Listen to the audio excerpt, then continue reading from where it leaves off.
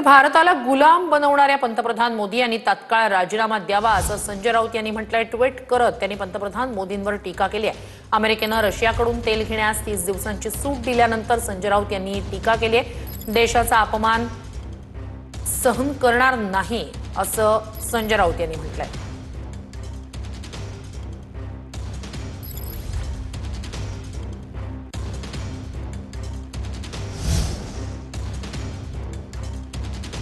परवानगी गुलामांना देतात। होय, आम्ही तुम्हाला आज परवानगी दिलेली आहे की तुम्ही हे खरेदी करू शकता, तुम्ही इथे फिरू शकता।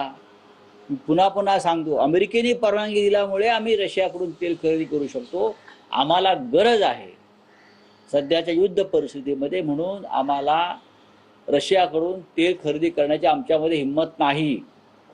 अमेरिकेच्या मेहरबानीवरती आम्ही रशियाकडून तेल खरेदी करणार असू तर तुमच्या